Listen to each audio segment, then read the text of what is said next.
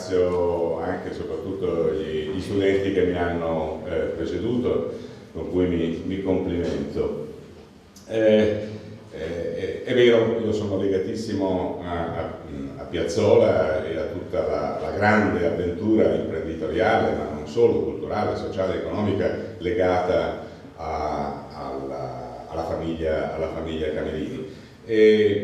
Ma credo che sia un errore immaginare che questa sia una storia locale, che sia chiusa. Adesso cercherò anzi proprio di dirvi dove bisogna alzare lo sguardo per capire meglio questa straordinaria vicenda che trasforma un piccolo borgo di poco più di 2000 anime, di contadini poverissimi e, come è stato detto, spesso anche malati, analfabeti, eccetera, in un rigogliosissimo centro industriale che veniva ammirato anche su scala internazionale dall'inizio del secolo fino agli anni 30 e che ha nel suo formidabile sviluppo però anche i germi della propria decadenza, oltre naturalmente alle contingenze internazionali. È stato giustamente ricordato che la Grande Depressione degli anni 30 darà un duro colpo alla piazzola industriale. La parola chiave credo sia innovazione, vorrei cercare di seguire questo filo, insomma, perché mi pare che Paolo Camerini sia stato senz'altro un innovatore di grandissimo coraggio, però dobbiamo cercare di capire in che senso e in che modo si manifestava questa innovazione. E paradossalmente per farlo dobbiamo appunto voltarci indietro e guardare ad alcuni aspetti, anche se volete di carattere geografico e storico del luogo di Piazzola, proiettandoci verso il passato. Questa villa si chiama Villa Contarini, Camerini, Siemens, e questo passaggio non è casuale. Cosa ha fatto Marco Contarini, procuratore di San Marco, nel Seicento? Ha fatto qualcosa che Paolo, in grande, in qualche modo imiterà. In particolare su cosa ha costruito la prima stagione della fortuna di Piazzola? Sull'energia. Non c'è modo di sviluppare attività economiche, proto-industriali, manifatturiere, eccetera, senza energia. Ecco perché ho apprezzato, ho suggerito e ho anche però apprezzato come è stata svolta, diciamo, questa seconda parte non è casuale questo richiamo a Fiat Lux. Contarini, naturalmente, nel XVII secolo non poteva che appoggiarsi alle fonti di energia del tempo, l'acqua. E che cosa fa? Fa, come tutti voi sapete, immagino, la famosa Roggia Contarini. Sostanzialmente costruisce un canale industriale, lo potremmo chiamare, o proto-industriale, che regolando le acque molto anarchiche del Brenta, che cambia spesso percorso, che esonda facilmente, consente di avere una fonte di energia abbastanza stabile, regolare, e infatti sulle sponde di questo canale vengono costruiti, sono stati citati, quegli impianti proto-industriali che riguardano le segherie, i magli, le pilerie di riso, eccetera, tutto ciò che in qualche modo dà fervore manifatturiero alla zona. Senza energia non si fa nulla. Se voi andate a vedere dove sono nella provincia di Padova tra 8 e 900, quando appunto Paolo Camerini inizierà la sua straordinaria avventura, i nuclei industriali sono a Piazzola, grazie appunto alla Roggia, e a Battaglia. Anche lì c'è una caduta d'acqua. Se voi andate a vedere dove si sviluppa la prima industria italiana, diciamo appunto la proto-industria e poi l'industria vera e propria, ebbene è spalmata, per così dire, nell'area delle Prealpi, dal Piemonte al Veneto. Ecco Schio, ecco Valdagno, ecco Biella, ecco tutta l'industria tessile, soprattutto italiana, che si afferma tra 7 e 800, ha bisogno dell'acqua, ha bisogno dell'energia. E l'intuizione di Camerini è esattamente quella di moltiplicare di fronte alle opportunità che l'industrializzazione ormai galoppante di fine Ottocento offre, moltiplicare le intuizioni di contadini. E, piccolo inciso, un altro dei piccoli grandi tesori che avete qui è l'archivio. Io sono estremamente grato al fatto che la famiglia Camerini abbia conservato il proprio archivio e questo archivio sia stato legato all'archivio della famiglia Contarini. Quindi qui avete la possibilità davvero rara di vedere lo sviluppo di 3 secoli di evoluzione economica, civile, politica, sociale di un angolo di Veneto, grazie appunto a questo. Senza archivi non si fa la storia, senza documenti non si riuscirebbe a ricostruire questa storia. Quindi anche questo, diciamo, è una ricaduta di questa continuità. Si parlava di energia. L'altra parola chiave da cui sono partito è innovazione. Quando Paolo Camerini inizia il suo percorso è molto giovane, una persona di straordinaria intelligenza, di grande versatilità, si laurea molto presto in giurisprudenza, si laurea con uno dei personaggi più importanti in termini politici, intellettuali della Padova del tempo, che è Giulio Alessio. Sarà uomo politico, giurista di di grandissimo spessore, sarà uno dei pochi irriducibili testimoni dell'antifascismo negli anni '20, verrà allontanato dall'insegnamento, eccetera. È il professore di Paolo Camerini. E Paolo Camerini fa una tesi di laurea, stila una tesi di laurea nel 1890, proprio agli esordi, quando appena dopo laureato inizierà questa sua avventura imprenditoriale. E sapete come si chiama la sua tesi di laurea? I doveri del grande proprietario di fronte alla società. Ve la traduco, non è esattamente così, ma questo è il senso. E quindi parte da un'analisi di quell'agricoltura che abbiamo visto così povera, così afflitta, così priva di innovazioni, ma soprattutto priva di capitali, e lancia una sua visione in cui grazie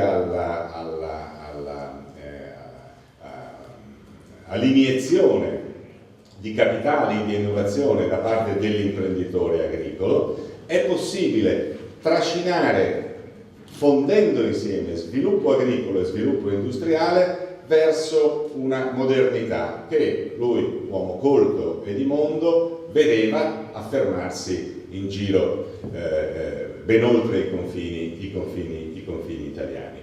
E un'altra parola chiave di questa innovazione, che ha chiarissimo Camerini nel suo progetto, è infrastrutture.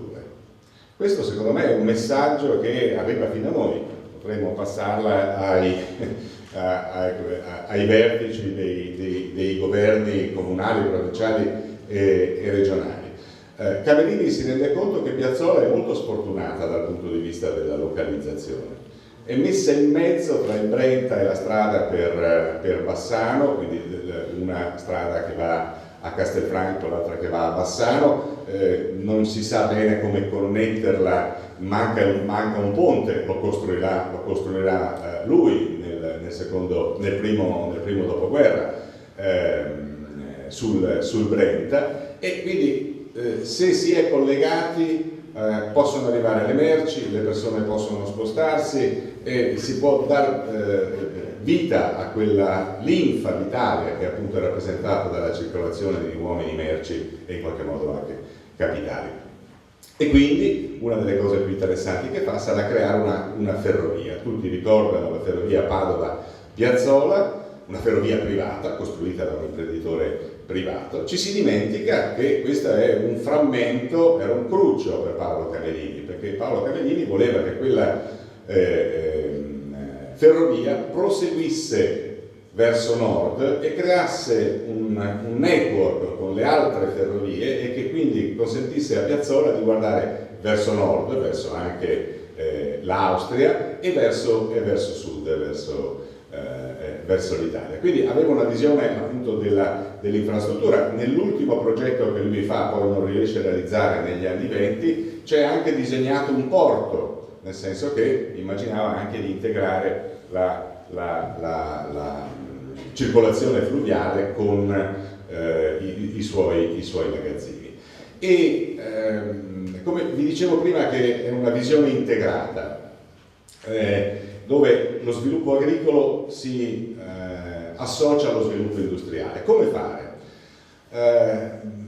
Paolo Camerini immagina che la prima soluzione sia trasformare insieme i luoghi di vita e di abitazione, quindi costruisce molte nuove case che purtroppo non siamo riusciti a vedere, ma ce ne sono qui attorno ancora e sono case modernissime per il tempo, con soluzioni abitative estremamente interessanti.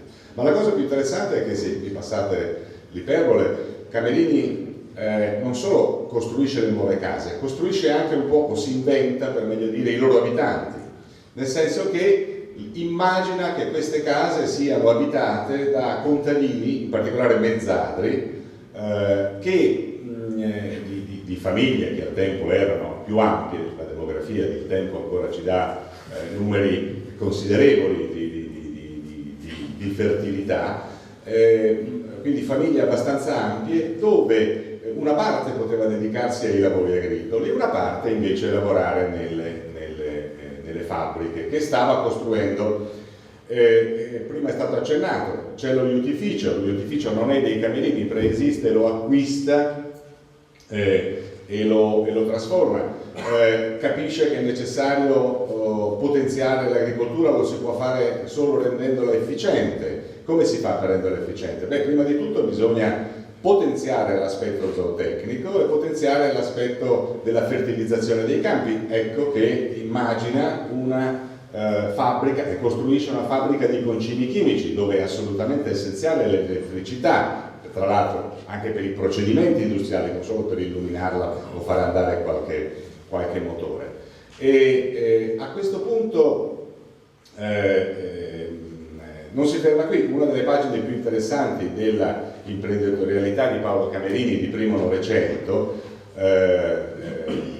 che è vulcanica, che è ribollente, è quella di creare un consorzio nazionale dell'industria chimica, che è un tentativo che purtroppo non va in porto, ma che avrebbe completamente, diciamo, rovesciato certi equilibri, diciamo, dell'industria nazionale, e facendo del Veneto, in particolare di questo triangolo Padova, Vicenza, Verona, che Camerini tenta di organizzare, delle industrie chimiche che esistevano in queste città, in questi comparti industriali, e farne il nucleo forte dell'industria chimica e dei fertilizzanti in Italia. Quindi voi potete immaginare che certi equilibri tra l'Italia, diciamo, nord-occidentale, l'area piemontese, il famigerato triangolo industriale, e l'area delle Tre Venezie, come si chiamava, si sarebbe spostato affermando nuclei industriali di grande rilievo, che poi significa anche nuclei finanziari, nuclei di capitale, no? Qual è stato il dramma del Veneto? Il Veneto non ha mai avuto una grande finanza veneta, non ha mai avuto neanche una grande capitale, perché Venezia non si può considerare una capitale, e quindi senza una grande metropoli è difficile che ci sia questo sforzo di aggregazione, no? delle energie imprenditoriali, finanziarie e poi anche politiche, cosa che invece a Milano, a Torino, a Genova voi trovate. Quindi questa, tra l'altro, è un'eredità di lungo periodo su cui sarebbe necessario riflettere per capire alcune tendenze, no? Alla frammentazione, al municipalismo, alla polverizzazione sia dell'industria che delle visioni politiche di quest'area. E vi dicevo, infrastrutture e famiglie, quindi pensare a come modificare la società che poi lavora in queste fabbriche, lavora in questi campi. E un'altra intuizione molto interessante che ebbe Camerini fu quella di dire: bene, non possiamo accontentarci solo di produrre quelle generi di derrate che tra l'altro molti in giro per il mondo ormai, in un mondo, guardate, che era molto più globalizzato di quanto noi possiamo immaginare. Quella è l'era della prima globalizzazione, vera e propria, libera circolazione di uomini, merci e capitali. Noi ci arriveremo negli anni 80 del Novecento agli stessi tassi di integrazione economica di quel tempo. Ecco, Camerini è uno che questa cosa ce l'ha chiarissima. Allora dice: è inutile che io mi metta a produrre mais, lo farò certo, continueremo a farlo, ma non può essere lì che noi diventeremo come dire, un'agricoltura specializzata, avanzata, ad alto reddito. Ho bisogno di ricerca, ho bisogno di scienza, finanzierà la cattedra ambulante di agricoltura, si comprerà, passatemi l'espressione un po', se volete, calcistica, poco elegante, si comprerà alcuni tra i maggiori agronomi del tempo. Tra l'altro gli farà fare anche carriera politica. Paolo Camerini è un uomo politico di grande spessore del Novecento, è un radicale, un anticlericale, e sarà un deputato molto presente durante la cosiddetta età giolittiana. Vedete, ha una visione molto, molto integrata. E cosa fa? Crea, ormai dimenticata, a Piazzolla, un'industria di conserve alimentari. Nell'archivio Camerini c'è la documentazione di questa industria di conserve alimentari, e devo dire che mi veniva l'acquolina in bocca leggendo che cosa producevano. Non producevano scatolette di fagioli, no, producevano cose da gourmet. Cioè l'industria era un'innovazione del tempo, quella del canning, quella dell'iscatolamento e della conservazione. Avevano scoperto che l'alluminio conservava i cibi, la tecnica per togliere l'aria, eccetera, eccetera. Roba di quegli anni 70-80 dell'Ottocento. Camerini la applica e ripeto, c'è veramente da divertirsi a leggere, come dire, il menù di questa industria agroalimentare. La cosa importante è che lui, attraverso gli agronomi, dava ai contadini le indicazioni precise su cosa coltivare, che poi confluisse, altra espressione che ci porta all'oggi, a chilometri zero, no? Ciò che veniva prodotto nei campi direttamente all'industria alimentare.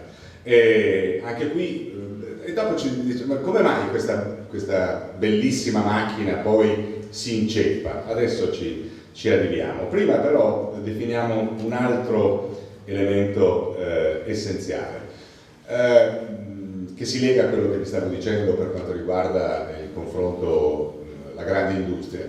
Nell'archivio Camerini un giorno sfogliando, le ho sfogliate quasi tutte, devo dire, sono parecchie centinaia di buste, mi capita sotto mano il disegno di un motorino, il motorino Piazzolla. Nelle fabbriche meccaniche che servivano per le riparazioni dei motori elettrici, per le riparazioni dei telai dell'oiuficio, insomma, tutto quello che potete immaginare delle varie industrie che aveva fatto nascere, viene costruito anche un motorino. Siamo tra il 1902 e il 1904, è in sostanza un erede di un piccolo motore francese applicato alle biciclette, fondamentalmente. Si sarebbe detto, per quelli meno giovani tra noi, una specie di moschito o di piccolo ciclomotore del tempo. Un pezzo veramente molto interessante, e Camerini è attento, occhiuto rispetto a queste cose. Sa che a Padova negli anni 90 c'è un professore della nuova scuola di ingegneria che ha inventato un motore a scoppio, ha realizzato una vettura che voi potete visitare al Museo di Ingegneria dell'Università di Padova. Si chiama Bernardi ed è il primo motore italiano a scoppio, la prima automobile, cosa che suscita gli interessi di un giovane ambizioso ufficiale torinese che è di stanza a Verona, che viene a Padova a curiosare questo modello. L'ufficiale si chiama Giovanni Agnelli.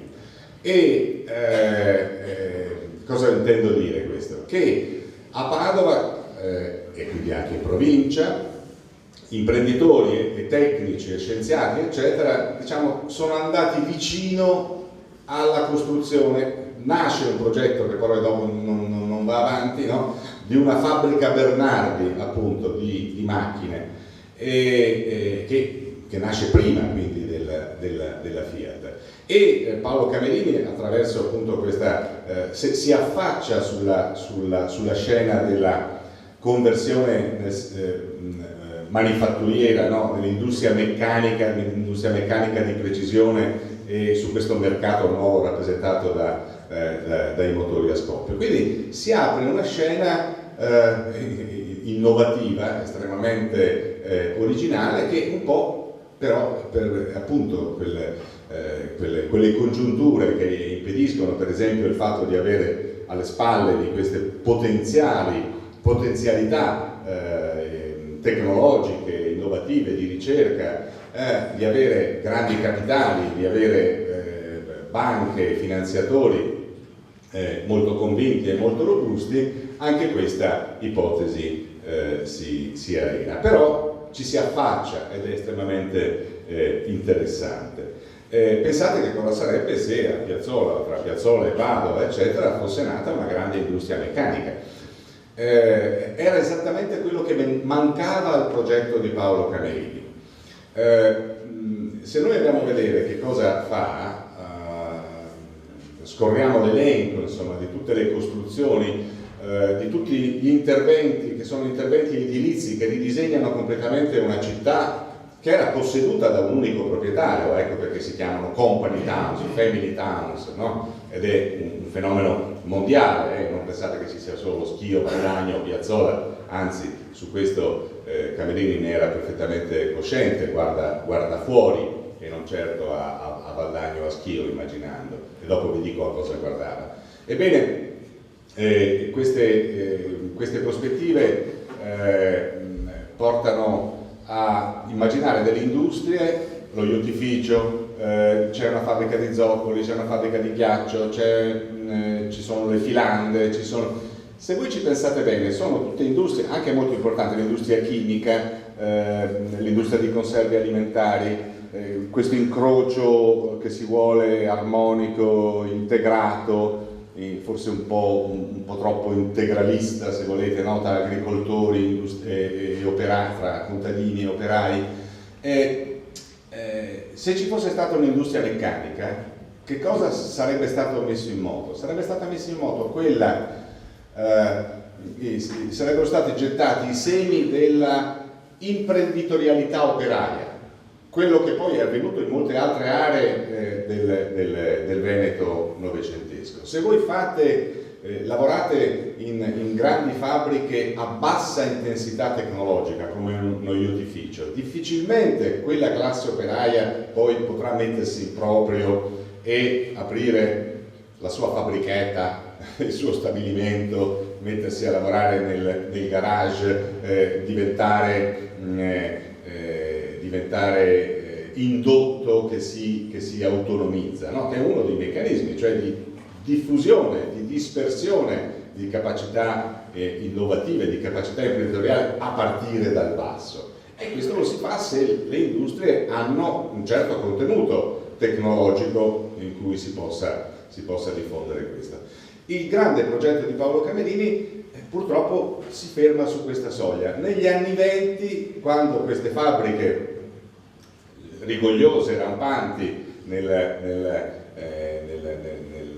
tra 1890 e la prima guerra mondiale, cominciano a invecchiare tecnologicamente, cominciano ad essere poco presenti sui mercati nazionali e internazionali, ad essere superate dalla competizione interna e internazionale, e i colpi della crisi internazionale degli anni 30 indebolisce enormemente la capacità finanziaria di reazione e quindi alla fine non rimane che, anche nel quadro dell'ostilità del regime, Mussolini odiava Paolo Camerini, la sua pratica arriva sul tavolo del duce perché Piazzolla diciamo così, chiamiamolo enfaticamente, insomma, l'impero economico di Camerini era rilevante, aveva delle ripercussioni anche sociali, insomma. Però Mussolini sostanzialmente non dà via libera a quegli interventi di carattere finanziario che avrebbero potuto salvare molte delle industrie. Però al fondo c'è il fatto che queste industrie erano un po'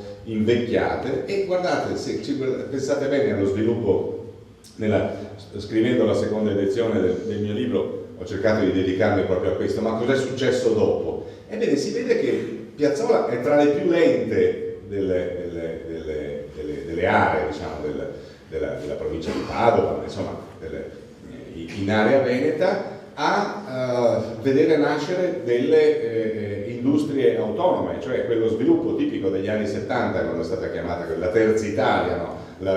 Il rigoglieo della piccola impresa, magari che prima nasce col lavoro nero, con i capannoni un po' fantasma, industria tessile, eccetera.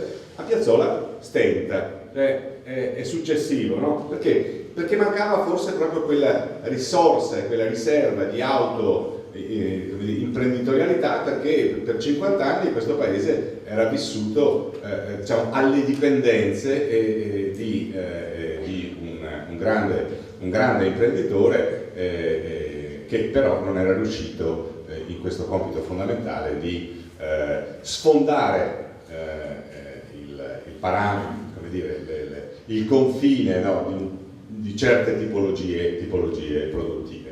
Però i documenti ci dicono che tentò di fare questa operazione. Quindi ci sono le innovazioni realizzate e ci sono anche le innovazioni che rimangono, ahimè, sulla carta. A questo proposito vi dicevo, bisogna guardare indietro, bisogna guardare lungo, lontano. Che cosa? Non ho trovato tracce dirette che Paolo Camerini ragionasse su questi progetti, ma sono fortemente sicuro che li conoscesse e che li avesse studiati. Il modello di queste città imprenditoriali che nascono sostanzialmente dal nulla per volontà di un grande imprenditore, che appunto trasformano questa Piazzolla, passa da 2.000 a 10.000 con Camerini, poi si ferma lì, non è che Piazzolla oscilla tra 11, 12, 13.000, ma quella è la demografia, come dire, di Piazzolla. Si realizza nel 1910 con Paolo Camerini, i censimenti sono dell'11 e quello è il plateau. In quegli anni, in giro per il mondo, nascono migliaia di company towns. Dove? Soprattutto negli Stati Uniti, ma quello è comprensibile perché espandendosi verso ovest si arrivava nel nulla, si scopriva che c'erano le miniere in Pennsylvania e cosa si faceva? Si arrivava con la ferrovia, si costruivano, i proprietari delle miniere costruivano una città mineraria e poi questa città mineraria magari diventava una ghost town, una città fantasma quando non serviva più.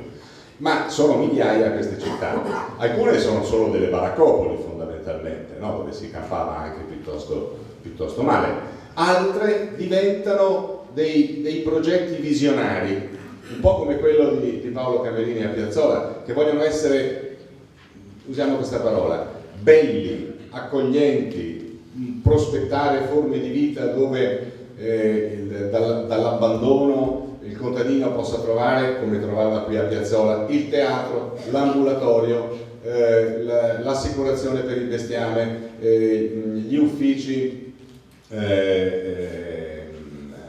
le docce, cioè tutta una serie di servizi che non sono, come dire, automatici, no? Non fanno parte insomma, nelle fabbriche c'è il reparto per l'allattamento perché la manodopera è soprattutto femminile, cose anche audaci, intelligenti, anticipatrici, insomma, perché appunto bisogna far sì che la gente voglia venire e capisca i vantaggi che ha nel venire a lavorare a Piazzolla.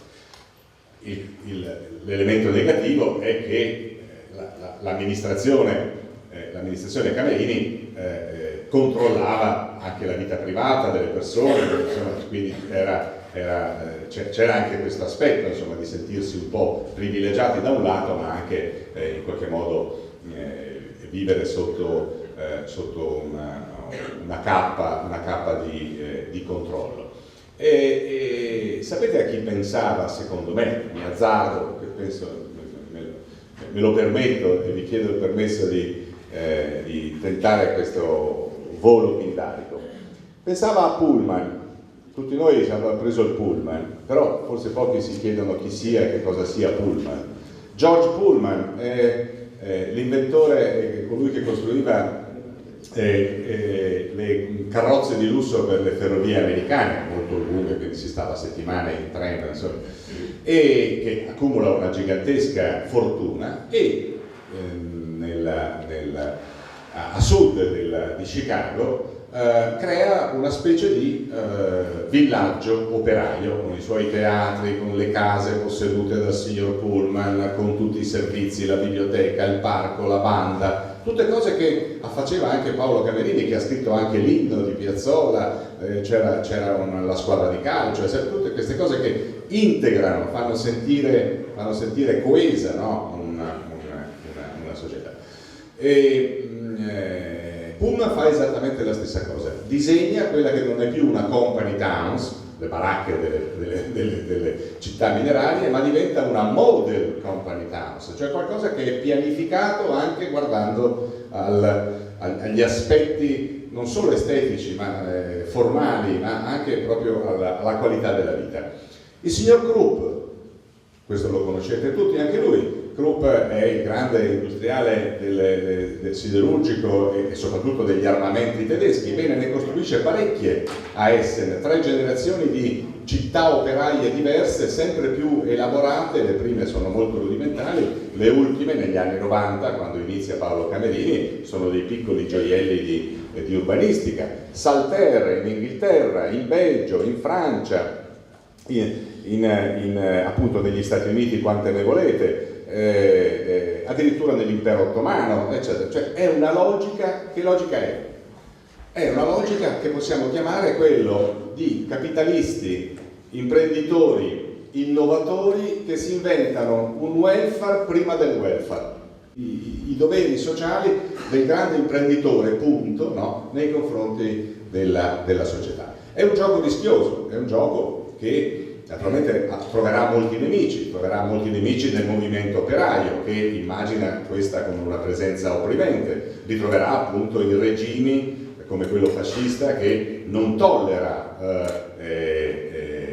forme di indipendenza o di autonomia, no? Fuori dal proprio controllo del partito e dello Stato fascista. Ecco, credo di aver raggiunto il mio limite.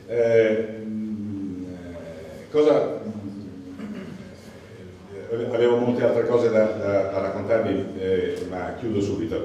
Credo che la visione di Paolo Camerini non va calata nel suo tempo. Il lavoro dello storico è quello, deve fare 2 cose lo storico, 3. Leggere i documenti, leggerli criticamente, contestualizzare ciò che avviene, cioè capire cosa sta accadendo attorno a quell'episodio che sta studiando e ragionare con la testa di coloro i quali sta studiando, perché se noi ci sovrapponiamo, no?